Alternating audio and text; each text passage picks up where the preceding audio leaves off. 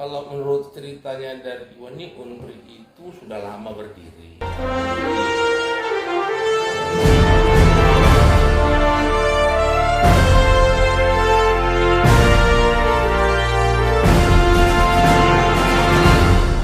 ini, yayasan ini diketuai yayasan oleh kakaknya Iwan Ola ya. Nah, terus Iwan itu diangkat, saya tahu Iwan itu sebagai ketua pembina. Kalau menurut ceritanya dan ini, Unpri itu sudah lama berdiri. Dulu dikelola sama orang tuanya, bapaknya Iwan sama ibunya. Nah, setelah meninggal, kampus ini, yayasan ini diketuai yayasan oleh kakaknya Iwan Ola ya. Nah, terus Iwan itu diangkat, saya tahu Iwan itu sebagai ketua pembina.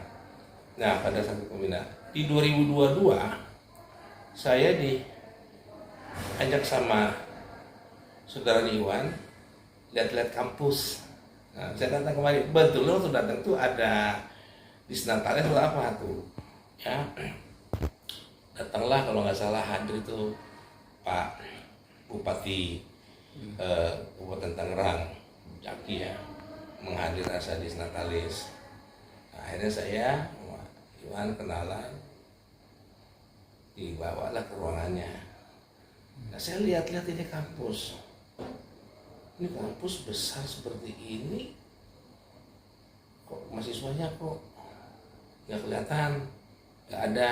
Tapi setahun mungkin libur tanpa senata, tapi ada di Senatalis, ada acara. Kebetulan Iwan perkenalkan diri sebagai ketua pembina. Oh, hebat dong sebagai ketua pembina. Tapi dikasih ruangan untuk pembina itu duduk di ruangan yang atas. Ini kok ruangan ketua pembina kok begini, saya bilang. Nah, dia menceritakan lah, wah ada sengketa waris ya. Sudah begitu dia sebagai ketua pembina, kakaknya sebagai ketua yayasan. Nah, rektornya kalau nggak salah itu Arifin Daule. Nah, Iwan diskusi sama saya lihat, coba saya lihat aktenya dah, kalau saya bilang gitu. Kalau mau cerita secara lisan aja ke saya, ya, ada aneh buat saya nih kampus nih, saya bilang begitu. Ada sebagai ketua pembina ya, ketua pembina kan kadang datang kadang tidak, ini kan tiap hari datang, tapi apa sih hasilmu, saya bilang begitu loh. Nah, dalam ketua pembina ini, Iwan ini ada 2 anggotanya. Itu adalah si, kalau nggak salah anaknya ketua yayasan, si siapa namanya itu, si Wibi, satu lagi Bambang Wibi, Bambang Kusuma Wibi. Yang satu di Australia, yang satu di Jakarta, ada di Tangerang. Nah, akhirnya cobalah undang untuk rapat pembina, ya kan? Karena sudah waktunya Anda ingin rapat pembina. Rapat pembina ini Anda bisa mengangkat dan bisa memberhentikan. Nah, kita lihat laporan-laporannya begitu. Nah, akhirnya saya sampaikan untuk membentuk satu rapat untuk mengundang anggota pembina. Dengan catatan diundang. Karena itu saya bicara itu berdasarkan anggaran rumah tangga, anggaran dasar dan yayasan. Undangan pertama dilayangkan, tapi tidak hadir. Yang hadir adalah kuasanya dari siapa, Bambang tuh namanya, si Musli. Udah lanjut surat undangan kedua. Nah, surat kedua, ada kedua nggak datang. Iwan putuskan, ya kan, pembina, ya kan, digantilah anggotanya. Satu yang diangkat adalah Miranti, istrinya Iwan sebagai anggota, itu sama Wibi ya kalau nggak salah ya, Bambang Kusumo sebagai anggota. Diangkatlah ketua yayasannya kembali, namanya Aura. Nah, terus sekretarisnya diganti ya. Penggantinya saya lupa tuh, Rini. Terus bendaharanya diganti Mira. Terus ketua pengawasnya Muhammad Ando. komando. Berjalan, aktanya jadi, aktanya disahkan dengan nomor 171. Dilaporkan kepada, diberitahukan kepada ketua yayasan yang baru, yang dulu jadi ketua yayasan, sekarang jadi ketua yayasan. Pada saat itu minta laporan keuangan diserahkan kepada ke pengurusan yang baru, yang namanya Mira dari Yohana, tapi tidak mau diberikan.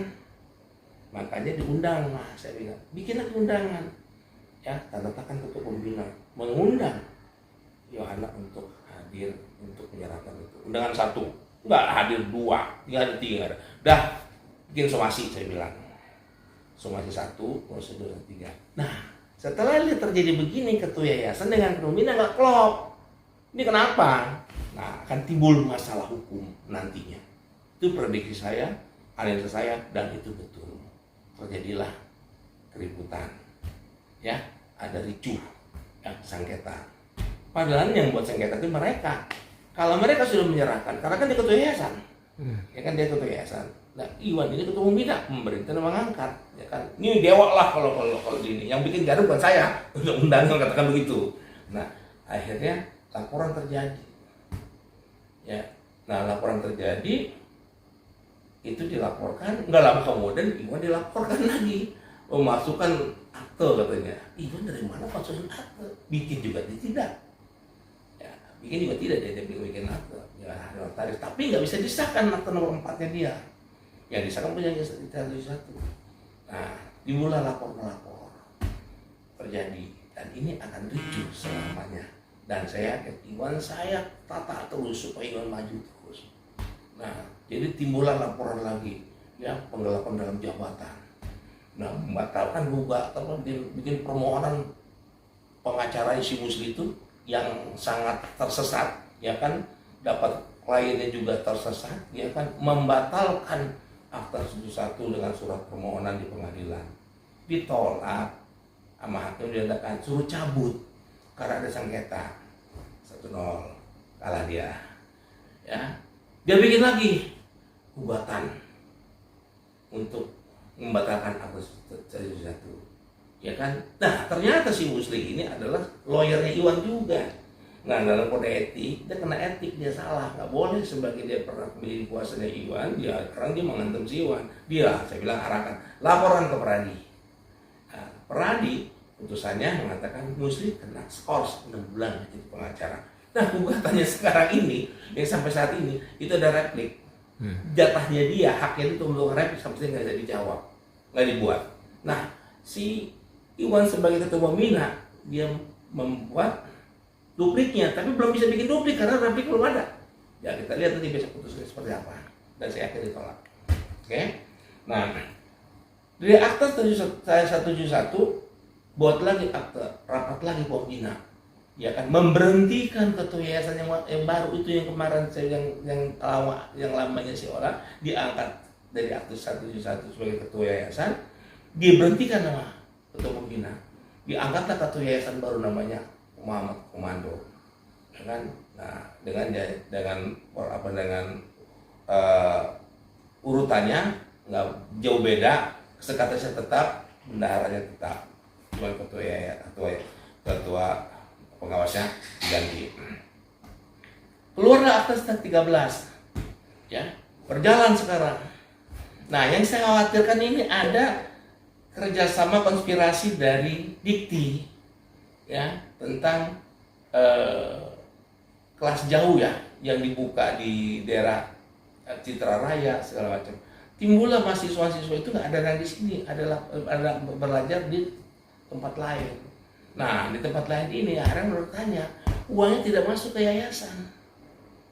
Nah, yayasan, ya, harus menanyakan kemana uang tersebut, uang iuran, uang bayaran semesteran itu. Nah, dengan ini ada lapor-melapor, dan sekarang mahasiswa ikut melapor, begitu, melaporkan rektornya yang menerima uangnya dan siapanya. Nah, kita lihat nanti hasil dari laporan-laporan mereka. Dan Iwan juga melaporkan, ya, tentang penyalahgunaan jabatan, ya kan, penyelewengan atau penggelapan dalam jabatan, ya kan. dan banyak uang, dan kita harus minta diaudit, segera diaudit. Ini lama-lama kelihatan ya, terang benderang siapa pelaku dan aktor intelektualnya, begitu. Nah, saya nggak menyebutkan siapa aktor intelektualnya, pasti sudah dilaporkan. Itulah awal ceritanya yang tadi itu. Baik Bang, terima kasih Bang.